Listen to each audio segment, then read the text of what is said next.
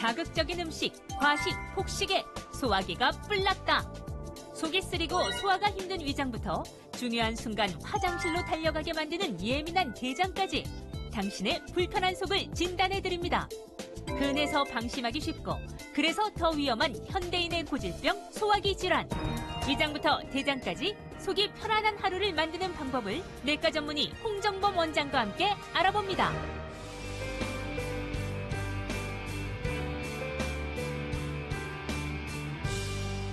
안녕하십니까. 여러분의 안방명의 공개 클리닉 의뢰입니다. 저는 개인적으로 1년 12달 가운데 4월과 지금 10월이 가장 좋아요. 특히 4월 되면 좀 하늘도 덥고 바람도 선선하고 그 바람이 제 마음으로 들어오는지 왜 이렇게 뭔가 나가고 싶고 어딜 좀 막 가만히 있으면 막 좀이 쑤시고 막 그렇습니다. 근데 다른 분들도 제 맘 같은 게 뭐냐면 축제 현장. 관광객 그렇게 사람이 많습니다. 자, 그런데 이 10월을 기점으로 아주 바빠지는 뜻밖의 장소가 하나 있습니다. 바로 병원. 병원입니다, 병원.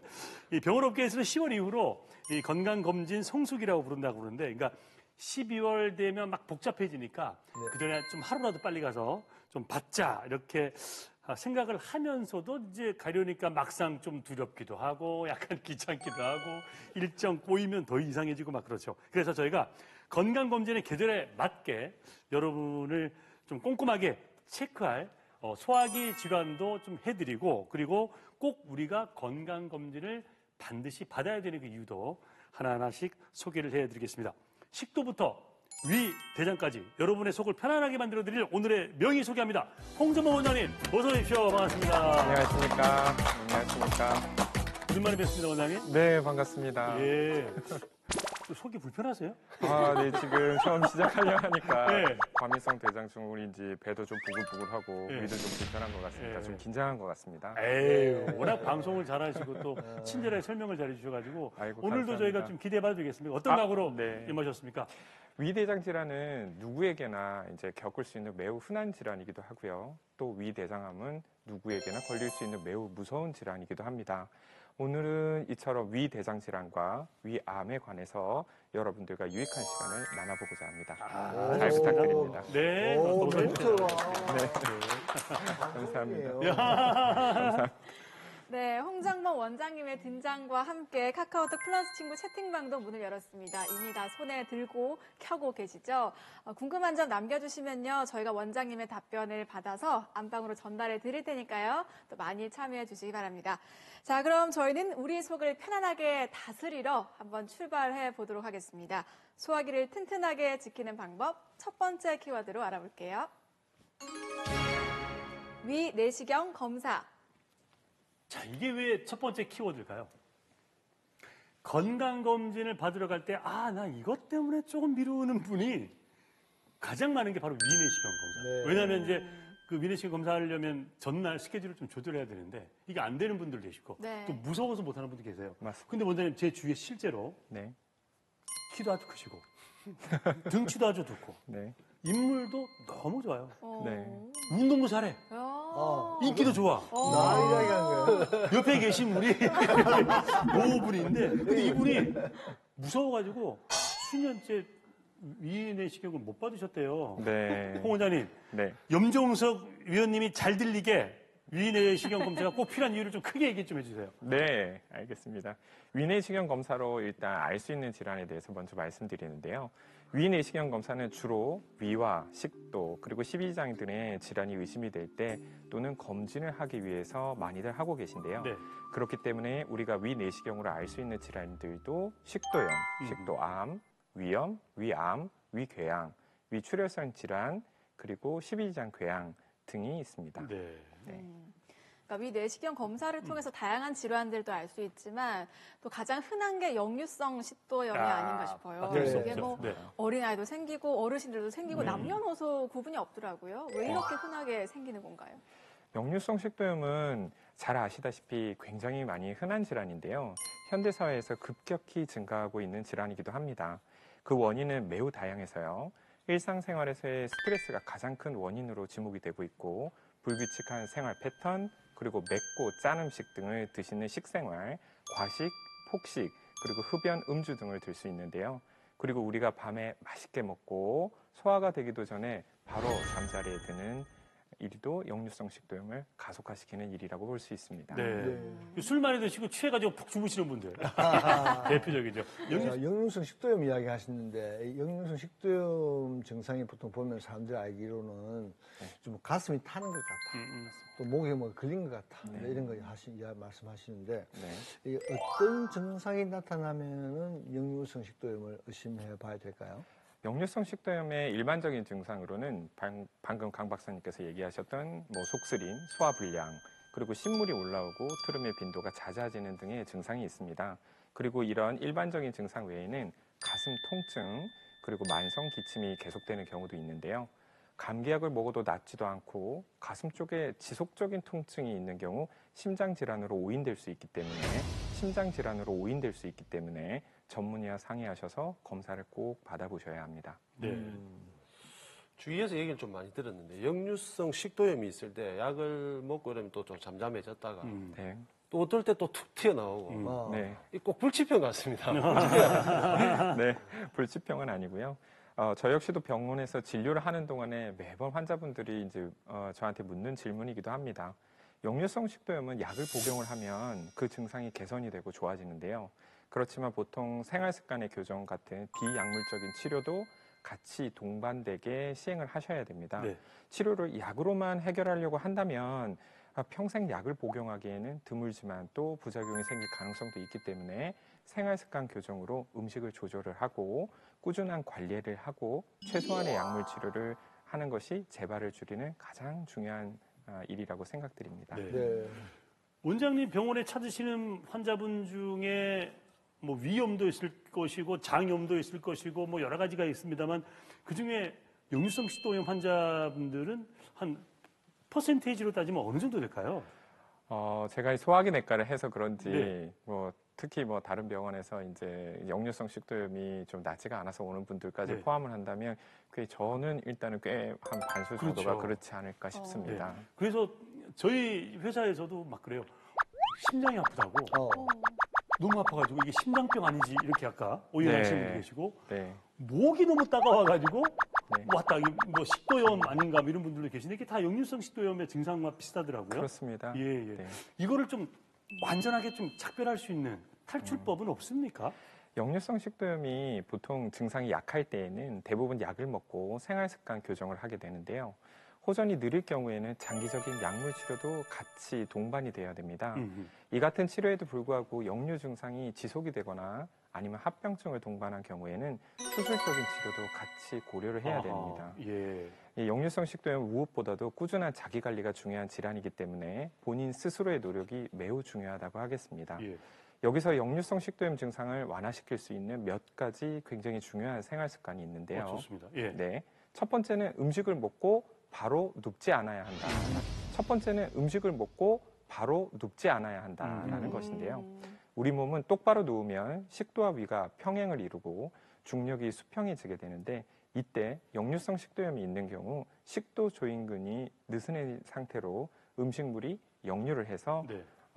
올라올 수 있기 때문입니다. 네네. 두 번째는 비만한 사람은 먼저 뱃살을 빼야 됩니다. 비만한 사람은 먼저 뱃살을 빼야 됩니다. 복압이 높아지게 되고 네. 그 다음에 복부 지방에 있는 위가 결국 압력을 높여서 위의 내용물이 식도로 역류할 수 있는 가능성이 커지기 때문입니다. 네. 마지막으로는 술과 담배는 역류성 식도염을 악화시키므로 네. 피하는 것이 가장 좋습니다. 네. 그렇군요. 위 내시경 검사를 통해서 흔하게 발견되는 질환이 역류성 식도염이라고 했는데 또 하나가 바로 위염이 아닐까 싶어요. 네. 네. 근데 위염하면 걱정이 되는 게 위암으로 좀 이렇게 커질까봐 이런 걱정도 많이 하실 것 같은데 위염이나 뭐 위궤양 이런 게 있으면은 위암으로 좀 발전될 수 있는 그런 가능성이 커질까요? 어떻습니까? 경미한 위염이나 말씀하셨듯이 위궤양인 경우에는 보통으로는 위암으로 발전하지는 않습니다. 하지만 일반적인 그런 위염이나 급성 위궤양이 아닌 위의 염증 상태뿐만이 아니라 위가 만성적으로 자극을 받아서 위 점막이 얇아져 있는 상태를 말하는 위축성 위염은요. 위의 점막세포들이 장에 있는 점막세포로 변하는 또한 장상표 화생의 경우에는 위암으로 발전할 가능성이 매우 높습니다. 그렇군요. 네. 위염과 위궤양, 위암 모두 한국인들한테 아주 흔한 질병이지 않습니까?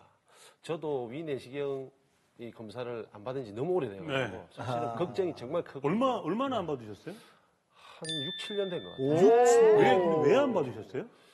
너무 안 좋은 기억이 있어. 트라우마가 있습니다. 그럼 나중에 좀 공개해 나중에 주시고. 한번 예. 말할 기회가 있으면 말씀을 드릴 텐데 네, 네. 이 위염과 위궤양, 위암 모두 서로 증상이 다 다른 겁니까? 한마디로 얘기하면 위궤양과 위염과 그리고 또 위암은 증상이 구별이 잘 안 갑니다. 그래요? 위궤양에 걸리면 명치 부위의 날카로운 통증, 그리고 식욕 감퇴, 소화불량, 그리고 상복부 팽만감, 위산 역류 등의 증상들을 경험할 수가 있는데요. 궤양이 있어도 아무런 통증이 느끼지 못하는 사람도 있고, 또한 증상이 심하다고 위궤양이 굉장히 심한 경우도 아닙니다. 따라서 이런 임상 증상만을 가지고 위궤양이 있다, 없다, 그리고 많다, 작다를 얘기할 수는 없습니다. 위염도 마찬가지입니다. 증상도 그 다음에 위궤양과 같이 복부 불편감, 메스꺼움, 속쓰림, 구토, 식욕부진, 그리고 소화불량 등이 있을 수 있어서 증상을 가지고 위염과 위궤양을 구분하기가 매우 어렵죠.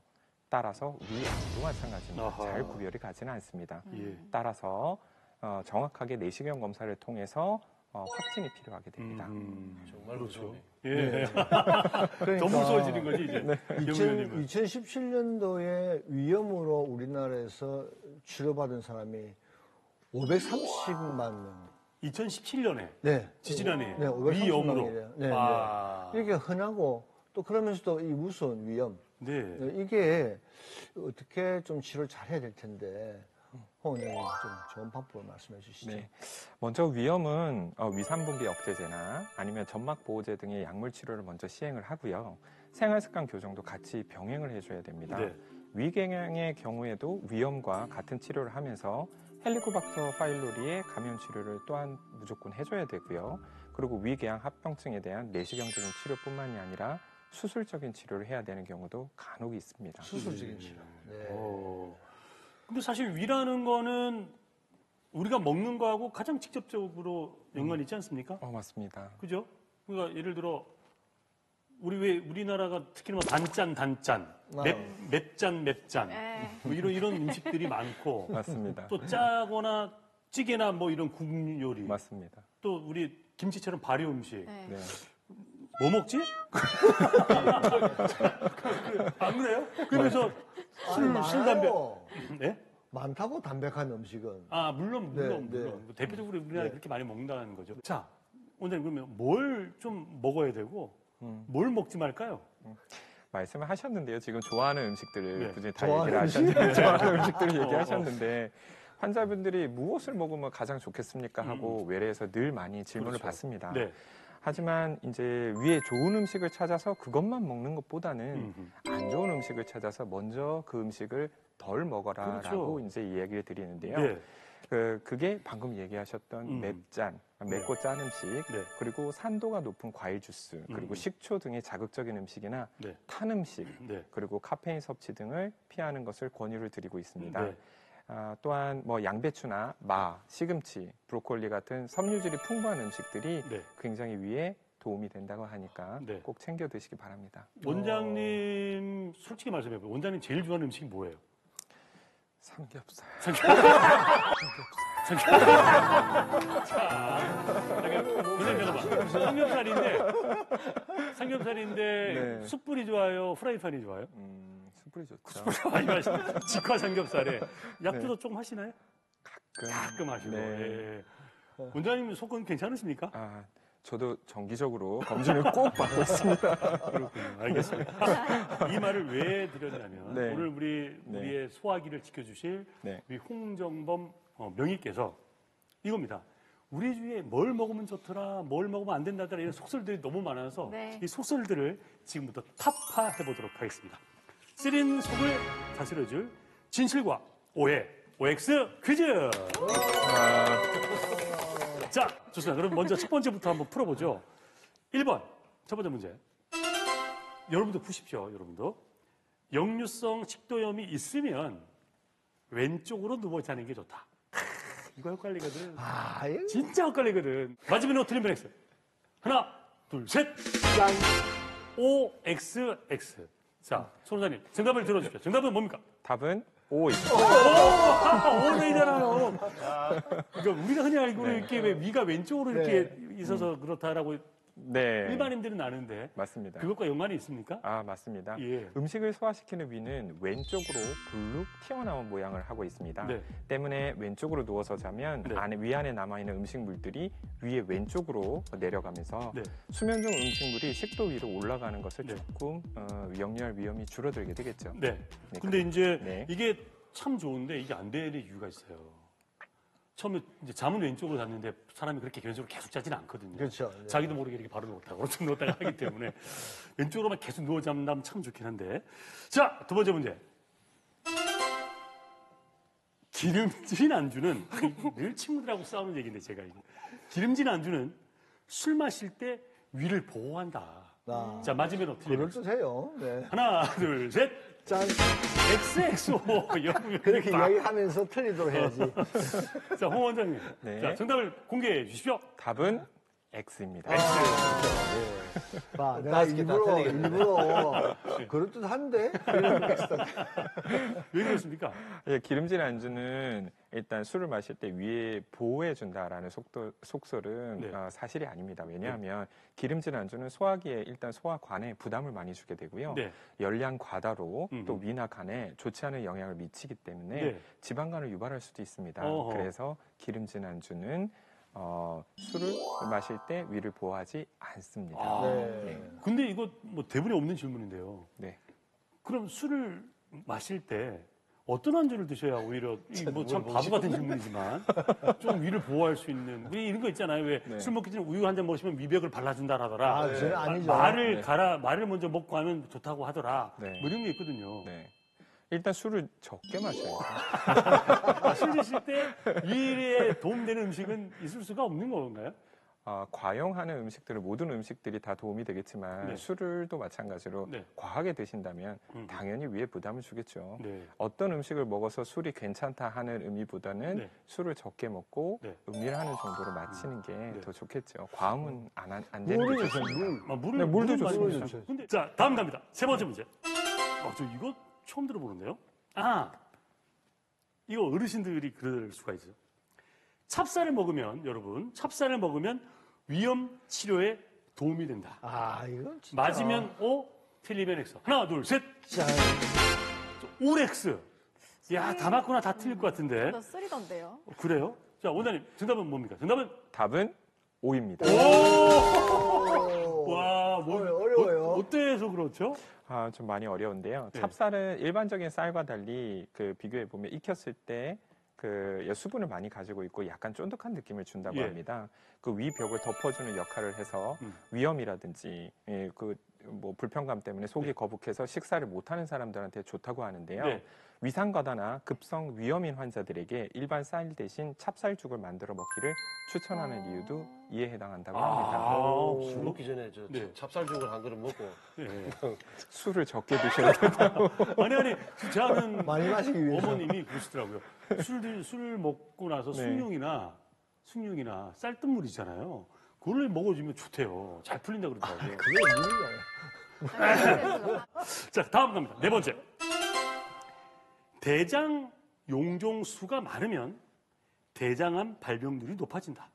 네. 맞으면 틀리면 조금 더 설명이 필요한데. 셋. 높아진다. 높아진다. XOX. XOX? 예. 정답은 뭡니까, 홍 원장님? 정답은 X입니다. 정답은 X입니다.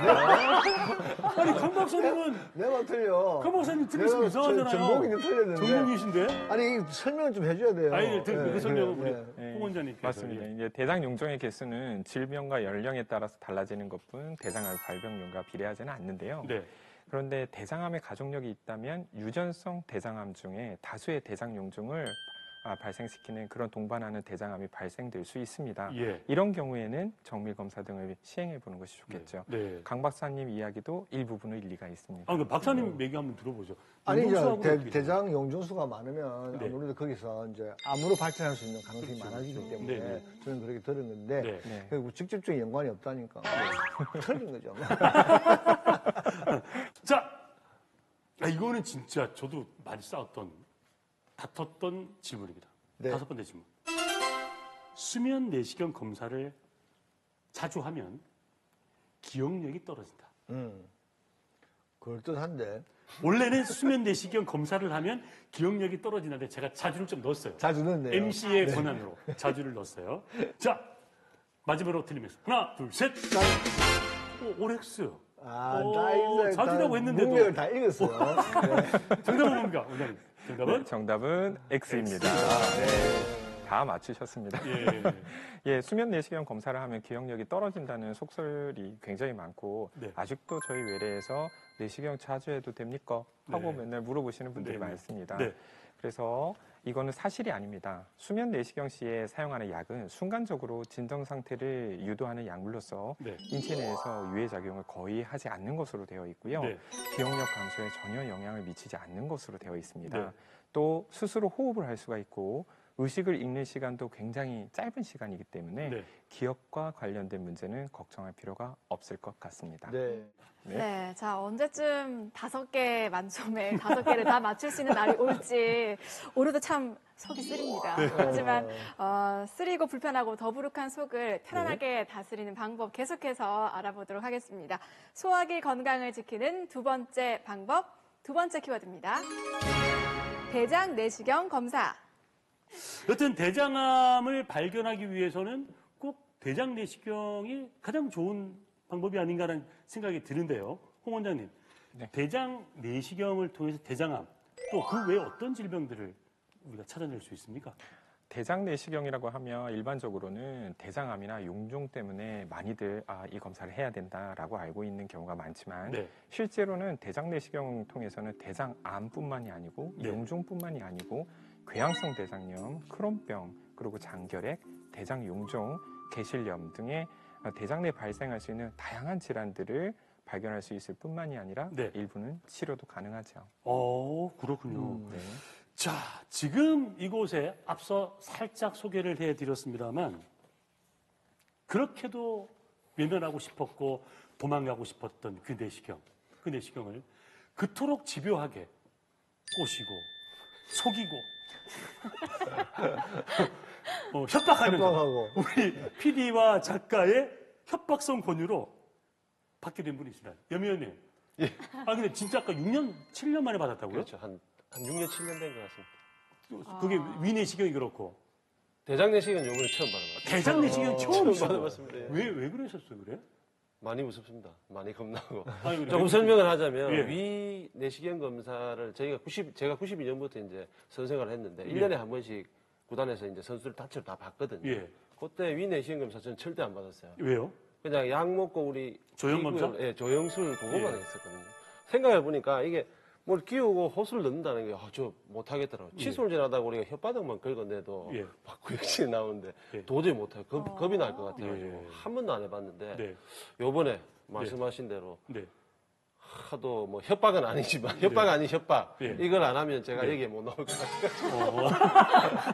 제가 하긴 했는데 네. 예전에 안 좋았던 기억을 말씀드리면은 네. 한 6년 전쯤인가 7년 전쯤에 그 위내시경 수면 내시경이 있어가지고 네. 한번 해봐라 괜찮다 잔다 하니까 네.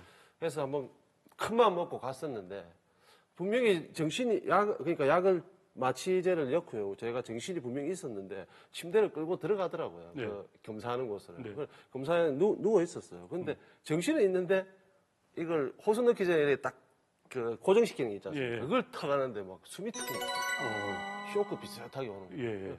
숨을 좀 크게 쉬면서 조금 안정을 취했는데 그다음 호수가 들어오는데 일단 벌떡 일어났어요.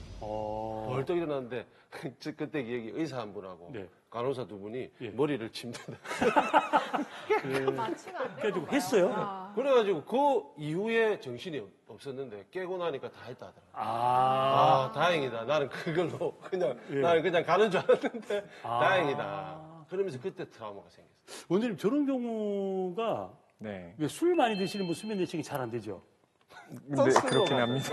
맞잖아요. 네, 맞습니다. 예, 네. 저런 경우도 있어요. 그러니까 예를 들어 수면 네. 내시경이 딱 되기 전에 지금 네. 이미 들어가려고 했던 거였네요, 그죠? 네. 원장님 보시기에는 어떻습니까? 네, 그렇습니다. 예. 이제 말씀하신 대로 여미연님이 그 내시경을 할 때 네. 조금 더 이제 환자분을 확인을 조금 하는 작업이죠. 네. 아니, 네. 조금 이제 반드시 이제 내시경 하기 전에 저는 이제 여쭤봅니다. 이제부터 내시경을 합니다. 지금은 한번 눈을 떠보세요라고 얘기를 하고 네. 만약에 눈을 감고 있고 네. 그 얘기에 이제 반응이 없으면은 네. 이제 시행을 하게 되고요. 네. 예전처럼 그렇게 막 푹 재우고 이렇게는 안 하고 네. 원래 이제 내시경에 대한 거는 본인의 기억을 조금 사라지게 도와주고 내시경의 불편감을 네. 적게 만들어주는 게 더 네. 많습니다. 저도 사실은 수면 내시경을 한다고 막 해서 딱 누웠어요. 그래서 자, 뭐 약물 들어갑니다. 이제 주무실 거예요. 했어요. 근데 아까 똑같이 오는 거예요. 제가 그래서 속으로 잠깐만요. 하고 기억이 없어. 들어오길래 잠깐만요 하다가 눈 떠보니까 끝났더라고요. 네, 저는 그거 받고 한 2주일 동안 침을 못 삼켰어요. 따가워가지고 너무 아파요. 네, 그렇군요. 그래서 이 트라우마. 그 트라우마를 네. 극복하고. 요번에 극복하고 갑니다. 자, 위와 대장을 다 했죠. 그렇죠. 네, 원장님. 그렇습니다. 네, 우리 여미원님의 성적표 혹시 갖고 오셨습니까? 가지고 왔습니다.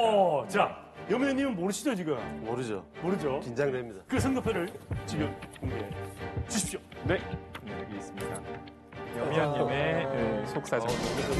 여미원님의 속사정. 네. 그렇습니다. 네. 이게 먼저 이제 그림을 보시게 되면 누가 봐도 쉽게 알 수 있을 정도로 위죠? 네, 위입니다. 예. 이건 위에 대한 그림이고 위 네. 전정부와 체부 일부가 나와 있는데요. 네. 일단 위축성 위염이 있고 네. 이렇게 중간중간에 이제 미란성 위염도 같이 동반돼 있으면서 네. 약간의 이제 출혈성 위염도 같이 동반돼 있죠. 음흠. 예, 따라서 이제 조직 검사를 한 2군데 정도에서 이제 시행을 했고 그 네. 조직 검사 상에서 만성 위염과 네. 장상피 화생이 나왔습니다. 오. 예, 그래서 요 앞으로도 이제 관리를 조금 잘 하시고 네. 그다음에 술이나 아니면 네. 그 외에 이제 너무 기름진 음식이나 짧고 단 음식들을 조금 네. 멀리 해주시는 게 좋을 것 같습니다. 담배도 안 주잖아요, 담배. 네, 담배도 중요하죠. 원장님 지금 그러면 예를 네. 들어 여무연님 나이를 고려했을 때 네, 위 점수는 몇 점 정도 됩니까? 100점 만점에 한 5, 60점 정도. 와, 그 정도?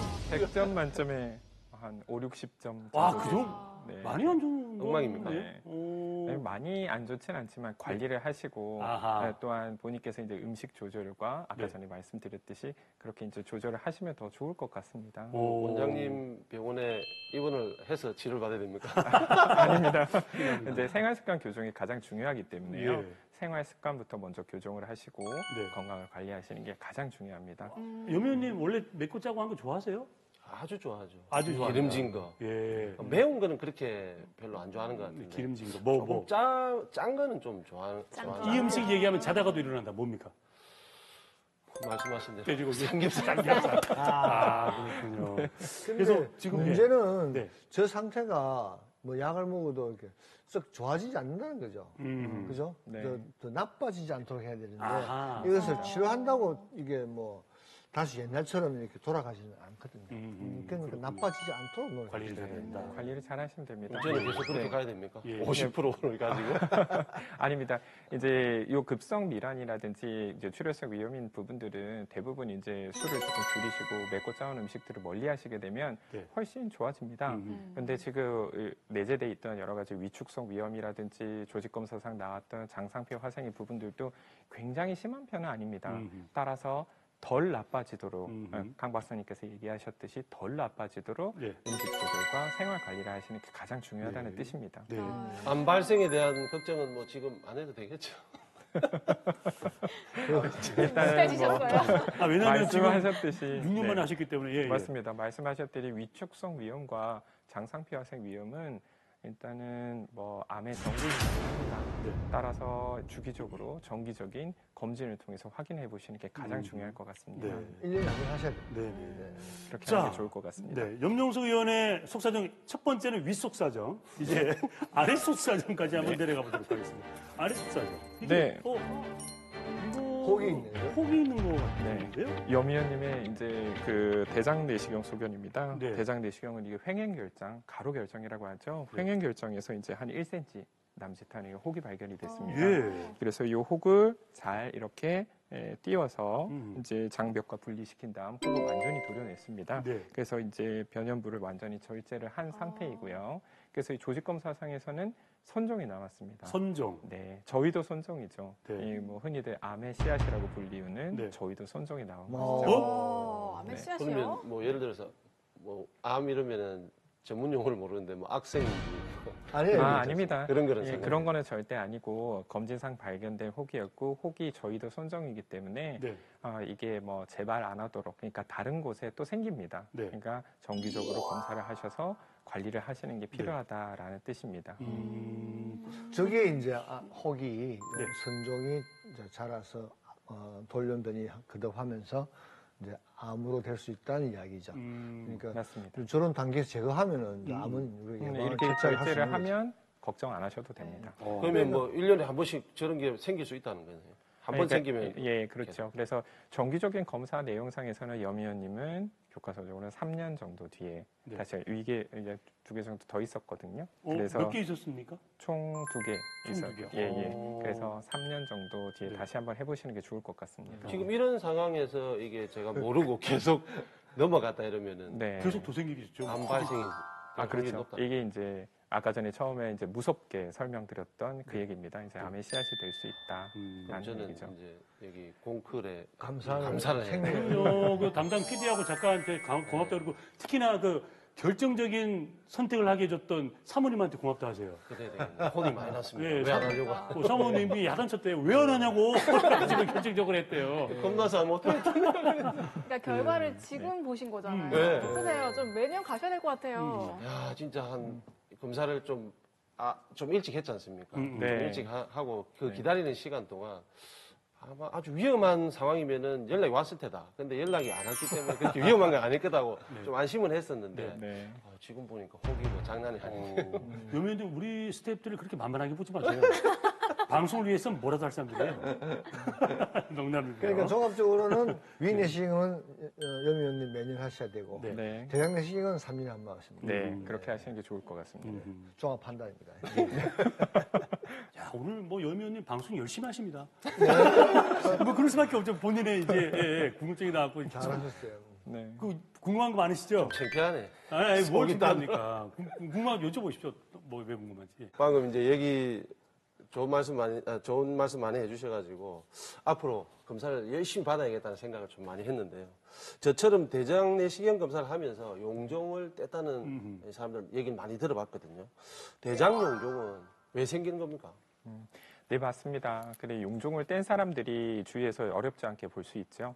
대장 용종이 생기는 대표적인 원인으로는 저희들이 좋아하는 뭐 동물성 지방의 과도한 섭취라거나 네. 아니면 또 이제 뭐 섬유질의 섭취 부족, 칼슘, 비타민 D 부족, 그리고 음식을 굽거나 튀기는 조리 방식, 그리고 운동 부족, 또 뭐 구체적으로 들어가면 염증성 장질환이나 유전적인 요인, 그리고 50세 이상의 고령 등을 들 수가 있죠. 그렇군요. 그러니까 대장 용종이 있다고 해서 전부 암으로 되는 건 아니잖아요. 뭐 크기도 좀 뭐 괜찮고 모양도 좀 예쁘고 이런 것들은 네. 꼭 제거를 하지 않아도 되지 않을까라는 생각이 드는데 어떻습니까? 답은 이제 절대로 놔두어서는 안 됩니다. 이제 절대로 놔두어서는 안 됩니다. 네. 예, 불편한 점에 대해서 그대로 놔두면 절대 안 되고요. 대장 용종에는 크게 두 가지로 나뉘어집니다. 암이 되는 종양성 용종과 암이 되지 않는 비종양성 용종 두 가지로 나뉘어집니다. 하지만 두 용종은 유관적으로 이게 암이다, 아니다 구분하기가 매우 힘들기 때문에 일단 용종을 발견을 하면 완벽히 도련을 내서 제거하고 조직 검사를 통해서 확인을 해주는 것이 가장 중요하죠. 네. 그리고 대장 용종 중에서 암으로 발전할 수 있는 종양성 용종 중에서 대표적인 것이 우리가 잘 알고 있는 선종이죠. 선종이고 대부분의 대장암이 선종으로부터 기원하기 때문에 이 선종을 조기에 떼내면 절제 시에 대장암의 발병률을 낮추는 것으로 되어 있습니다. 그렇기 때문에 대장 내시경 시에 용종을 발견하면 반드시 절제를 해서 완벽히 절제해 줘야 된다고 합니다. 네. 그렇군요. 그 나이 드니까 아까 말씀하셨지만 50세 이상이 위험 인자다 네. 말씀하셨는데 점도 생기고 그 무스도 생기고 가운데 볼록볼록 뭐 이렇게 울긋불긋 이러야 꽤 되는데 많죠. 또 용종까지 생기고 어떻게 해야 이걸 좀 예방을 할 수 있을까요? 소화관에 대한 얘기는 항상 처음과 끝이 다 음식과 관련이 많습니다. 그렇습니다. 예. 처음에 이제 대장 용종을 예방하기 위해서는 식생활 교정을 굉장히 중요시하게 생각해 줘야 되는데요.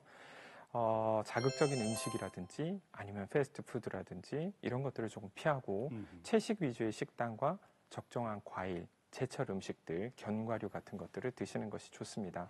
그리고 우리가 잘 알고 있는 금주, 그리고 금연, 네. 그리고 규칙적인 운동, 생활습관 교정이 가장 중요하다 하겠습니다. 네. 네. 그 산도 아니죠. 그 이제 뒷동산에 올라가면 어머님 아버님들이 새벽에 나오셔가지고 막 운동하시잖아요. 네. 그러면서 항상 하시는 분이 이런 운동을 배 때리는 이런 운동 하시는 분이 계시고 어머 이거 왜 하세요? 장 건강에 그렇게 좋다고 배를 치는 분도 계시고 배를 이렇게 마사지 하시는 분도 막 계시고 그러잖아요. 네. 혹시 이런 행위들이 이 장 건강에 도움이 됩니까? 일단은 뭐 강 박사님께서 뭐 대장 쪽은 또한 전문이시겠지만 예, 제가 알고 있기로는 일단은 장의 운동성을 조금 도와줘서 네. 여러 가지 이제 장의 그 변이라든지 숙변을 배출하는 데 조금 도움을 준다라고 네. 알고 있습니다. 네. 자, 저희가 위에 이어서 대장까지 알아보고 있는데 우리를 괴롭히는 또 하나의 소화기 질환이 있습니다. 큰 일만 아프면 배가 좀 살살 아프고 네. 또 먼 거리 장거리 여행을 하려고 그러면 화장실 먼저 갔다 와야 돼요. 어떤 선생님만 보면 꼭 화장실 가던 제 친구도 기억이 나고 고등학교 때 과민성 대장 증후군 요것도 대장 내시경 검사로 혹시 알 수 있습니까? 일단 과민성 대장 증후군이 어떤 질환인지를 알아야 하는데요. 그렇죠. 과민성 대장 증후군은 특별하게 기질적인 병변이 없이 네. 복통이나 복부 불쾌감 또는 배변 습관의 변화를 보이는 질환을 이야기합니다. 네. 아직까지 명확한 원인이나 발생 기전이 잘 알려져 있지 않아서 대장의 운동 이상, 그리고 또 감각 이상, 그리고 뇌 장관의 상호적인 문제, 만성적인 염증 상태, 장내 미생물의 그 변화, 네. 유전적인 인자, 심리적인 요인 등의 원인을 추정하고 있습니다. 굉장히 많고 길죠. 네. 그래서 결론적으로 진단을 하게 되면 과민성 대장 증후군의 진단은 구조적인 병변이 없어야 된다, 이상이 없어야 된다는 뜻입니다. 전제가 있는 만큼 복부 불편감으로 내원했을 때 이런 문제가 있는 것인지에 대해서 확인하기 위한 검사가 필요합니다. 예. 따라서 일반적인 혈액 검사, 그리고 또한 갑상선의 기능 검사, 그리고 분변 검사, 네. 또한 대장 내시경 검사가 시행이 되고, 또한 증상에 따라서 직장 항문 기능 검사, 네. 또한 대변 배양 검사 등이 네. 추가적으로 검사가 시행되는 경우가 있습니다. 네. 그렇군요. 과민성 대장 증후군 앓는 그 친구들 보면 참 저렇게 해서 하루가 화장실 가는 거에 거의 소비를 또 많이 하더라고요. 여성분들도 그렇고 남성분들도 많이 있어요. 네, 주위에. 불편할 네. 것 같은데 또 대표적인 증상 하면 또 설사 아니겠습니까? 좀 참 어. 힘들어 보이고 그런데 근데 이제 배가 고픈 것도 아닌데 꼬르르 소리가 나기도 하고 배에 가스가 잘 차고 방귀를 뽁뽁 낀다거나 이런 것도 과민성 대장 증후군의 증상인가요? 네, 그렇습니다. 배에서 자꾸 소리가 난다거나 아니면 가스가 차고 방귀가 자주 나오는 증상도 과민성 대장 증후군의 한 증상이라고 볼 수 있습니다. 네. 과민성 대장 증후군의 대표적인 증상 몇 가지 말씀을 드리자면, 좋습니다. 네. 배변을 보는 횟수의 변화가 생기고 대변의 형태의 변화가 일어납니다. 예를 들면 변이 단단해졌다거나 아니면 완전히 물처럼 나온다는 증상이 있고, 마지막으로 이런 증상들이 변을 누고 나면 좀 좋아졌다가 또 조금 있으면 다시 안 좋아지는 반복되는 경우 과민성 대장 증후군을 의심해 볼 수 있습니다. 네. 그 밖에 복부 팽만감이라든지 복통이라든지 네. 아니면 복부 불편감, 가스가 차거나 계속 트림이 올라오는, 그리고 소화불량이라든지 이런 것들의 증상이 나타나기도 하죠. 그렇군요. 예. 저도 좀 경험인데 이건 과민성 대장 증후군이라고 얘기를 해야 될지 모르겠는데 예. 저도 92년도 우리가 뭐 모든 부산 시민들이 염원하는 가을 야구, 가을 야구 네. 첫 경기였는데 첫 경기. 준 플레이오프 첫 경기였는데 예. 저는 당연히 그때는 선발 투수 예고제가 없었으니까 예. 저는 당연히 뭐 그 당시 윤학길 선배 예. 있었고 박동희 야. 선배 있었고 기억난다, 기억난다. 네, 두 분이 당연히 1차전 선발 아니겠냐 예, 나 예. 이 생각하고 그냥 기분 좋게 연습하러 갔어요. 이제 예. 가을 야구의 축제를 즐기러 갔는데 오늘만큼 내가 즐기자 갔는데 갑자기 부산 갈매기 계속 하십시오. 갑자기 부산 투수 코치가 와가지고는 예. 야 염종석 이러게 예 오늘 너 선발 이러게 오늘 너 선발 이러게 와 그때부터 막 헛구역질이 나오는데 경기 시작하기 전에 제가 한 5시 50분부터 선발 투수들 몸을 좀 풀거든요. 예. 5시 50분까지 변기통을 잡고 있어요. 나오지도 않는데 막 계속 헛구역질을 하고. 아니 그때 선발을 캐서셨잖아요. 근데 그러니까 시즌 때도 뭐 힘들게 선발을 해왔지만 네. 이게 큰 경기니까 설마 그 플레이오프는 첫 선발이었던 거예요? 준 플레이오프 우리가 가을 야구 첫 게임 할 때 삼성에 저보고 선발하라 하길래 얼마나 네. 긴장되겠어요. 그래가지고 예. 그래가지고 저는 이제 뭐 이래 변을 설사는 하진 않는데 네. 헛구역질 자꾸 나오더라고요. 이- 이게 과민성 대장 증후군이 어떨 때는 나타났다가 또 시간이 흐르면은 또 없어지지 않습니까? 아주 편안해야 되는데 네. 이 치료 시기도 맞추기도 애매하고 이걸 꼭 치료를 해야 합니까? 과민성 대장 증후군의 치료 목표가 바로 그겁니다. 환자의 가장 불편한 증상들을 완화를 시켜서 생활의 라이프 퀄리티를 올린다는 것이죠. 질을 올리는 것입니다. 치료 방법으로는 아까 전에 그런 상황들이 이제 벌어졌기 때문에 그죠?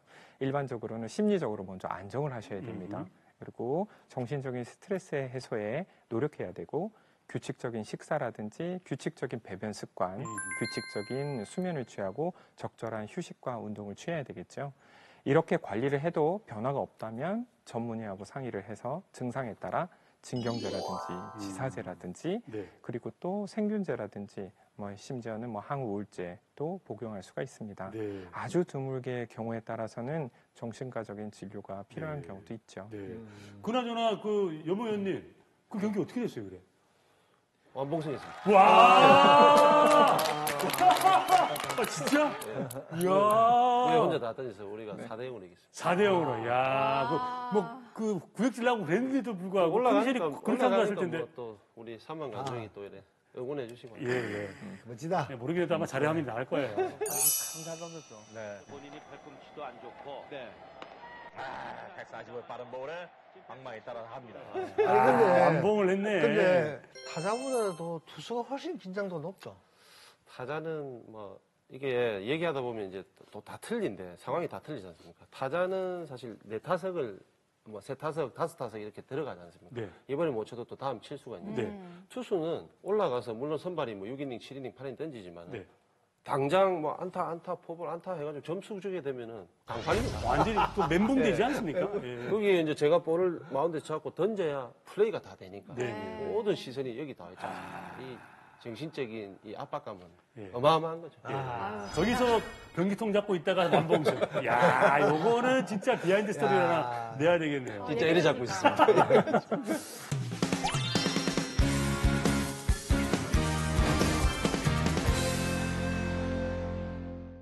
오늘은 여러분들의 소화기 질환을 시원하게 지금 해소해주고 있습니다. 우리 홍정범 원장님.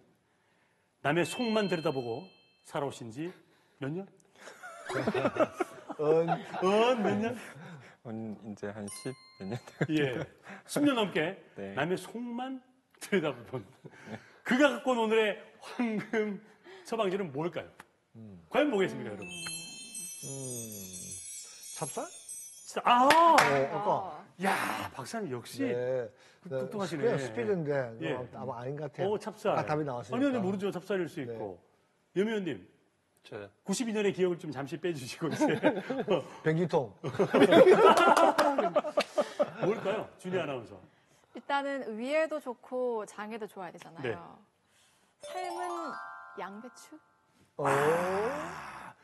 저는 사실은 마 아니면 물이라 생각했거든요. 물. 네. 뭐 저의 추측도 있을 수 있죠. 자, 공개합니다. 우리 홍정범 오늘의 명의가 선택한 황금 처방전은 바로 이겁니다. 오. 네. 호박이네. 호박, 애호박이죠, 애호박. 애호박?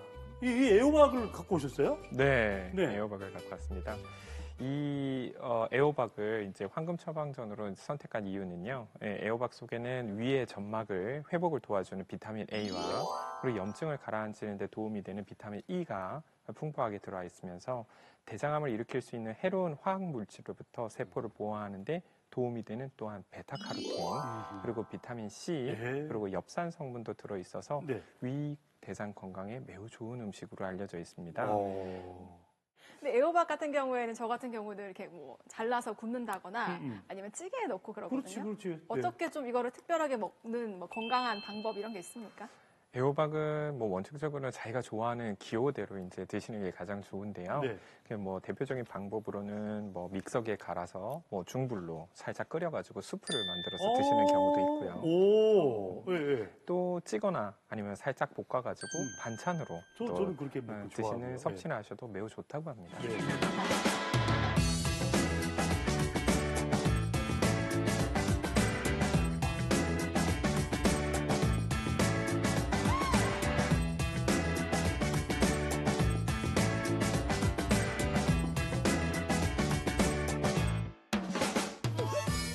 일단 애호박을 열심히 먹도록 하고 네. 그 외에 또 장과 이렇게 대장과 위의 건강을 위해서 해야 될 일은 무엇이 있을까요? 네.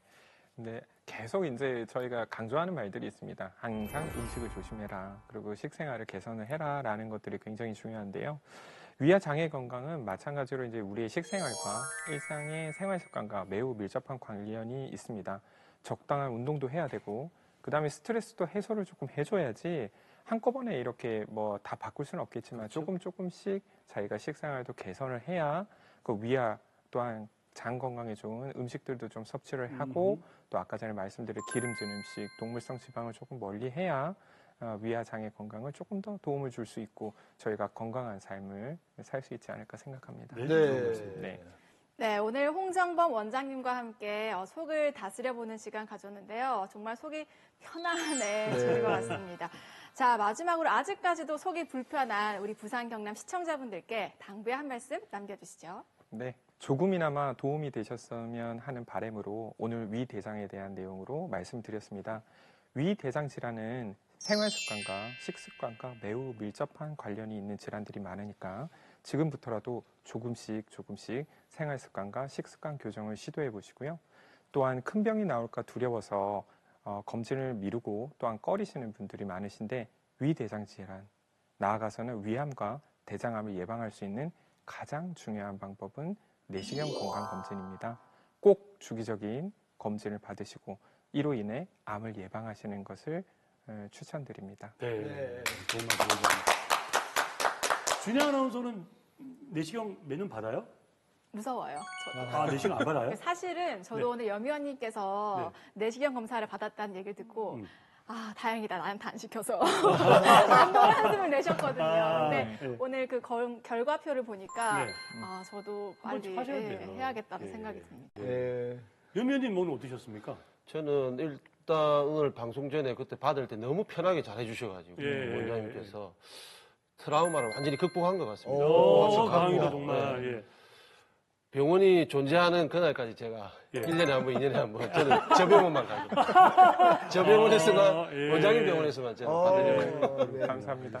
네, 고객을 하면 듣겠군요.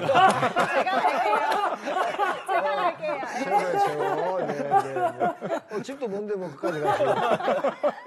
오늘 잘하시니까. 정마사님 오늘 어땠습니까? 고객도 한번 뺏기셨는데. 저도 이제 할 때가 됐어요. 네. 작년에 했거든요. 그래서 올해 10월달 꼭 해야 됩니다. 여러분들도 꼭 같이 하십시오. 그렇습니다. 여러분의 건강을 지키는 방법은 저희가 매번 이렇게 전해드립니다. 근데 그 건강을 찾고 실천하는 건 결국 여러분의 몫입니다. 지금 벌써 이제 10월이고요. 받아야지 생각만 하셨던 분들 11월, 12월 가면 너무 바쁘거든요. 그래서 미리미리 여러분의 건강을 잘 챙겨보시길 바랍니다. 지금까지 도움 말씀 주신 오늘의 명의 홍정범 원장님 고맙습니다. 감사합니다. 감사합니다.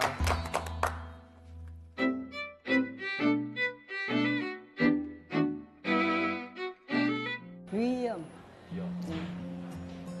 그러고 대장 내시경 할 때는 제가 용종을 좀 뜯어냈고 3년 전에 대장 내시경을 갖다가 2년이나 3년 받으라 돼 있으니까 그 쭉 받아왔는데 여기서만 한 게 아니고 다 했는데 한 3년 만에 여기서 받았어요. 받으니까 이제 용종이 뭐 많다니 놀랬지. 그렇지. 왜 이런 많이 생겼나 해가지고 했지. 근데 또 다행히도 그래도 뭐 암이란 이야기를 안 하니까 천만 다행이다 싶은 생각을 들었지. 그 위가 나이가 드니까 위염이 이제 있으니까 식도염도 생기고 이래서 나이가 드니까 이제 불편하지. 음식을 먹으면 그래서 이 병원에 와갖고 내시경 하니까 위염이라 해서 처방을 받아가 약을 계속 먹었죠. 예, 용종을 제거하고 처음 제거해가지고 한 달 뒤에 다시 또 하라는 거예요. 다 한참에 못 해가지고 그래 하고서는 이제 그 약물 주는 걸 갖다 해가지고 한 2주인가 약을 먹고 이제 관리를 이제 말하자면 요청하는 이야기는 물을 많이 먹으라 하더라고. 배내 문제가 이야기를 하니까 그래가지고 그런 식으로 관리를 하고 있어요. 지금 영 편하고 전년 지금 약도 안 먹어요. 안 먹는데 그때는 이제 조금 깝깝하고 좀 아침에 일어나면 좀 속이 까린다 할까 이래서 가니까네 검사를 하니까 내시경 하면 나오잖아요. 그러니까네 식도염기가 있다 이라대. 그래서 약 처방해준 대로 계속 먹고 한 1년 먹었을 겁니다. 하고 나서부터 지금은 아주 편해요. 보통 뱀 검사를 해가지고 넘어가잖아요. 근데 배는 용종이 안 나타나잖아요. 이게. 배는 결론적으로 암이냐 있냐 요것만 발견되기 때문에 대장 내시경은 2년마다 받는다면 필히 받는 게 좋은 거로 생각되는 게 예를 선례로 제 친구가 6년 동안에 용종도 별로 떼내지 안 하고 6년 동안에 뱀 검사만 했는데 작년에 보니까 대장암 2기 말이더라고요. 배내세가 그런 결론적으로 그 중간에 2년 이래만 텀을 해가지고 그 내시경을 받았더라면은 암이 안 생겼든지 조기 발견할 수 있었는데 그 부분이 좀 하고 불안하지. 누구나 내시경 할 때는 혹시나 이게 위험이니까 나중에 암으로 되는가 안 그러면 주위에서 또 그런 경우가 많으니까 불안은 하죠. 하지만은 자주 받으니까 막 편한 마음으로 나중에는 받아지더라고요. 그래서 저는 저 주위에 보면 무조건 대장 내시경 받아봐라. 근데 저도 실제 받으려고 좀 겁이 나긴 나는데 남 보고는 받아보라 하죠. 이거 자꾸. 받는 게 좋은데 사람들이 진짜 받기를 꺼려하지. 그래 참 그런 사람들은 참 이상하다 하는 생각이 들어요. 내 주위에도 그런 사람이 있어요. 내시경 아직 한 번도 안 받아봤다고. 그래도 내가 뭐라고 말할 수는 없는데 참 깝깝하다 싶더라고. 하면 편한데. 자기 건강을 위해서 좀 불편한 점이 있어도 내시경만은 위내시경이나 장내시경은 꼭 받는 게 좋습니다. 이런적으로 병을 사전에 예방하는 길이니까.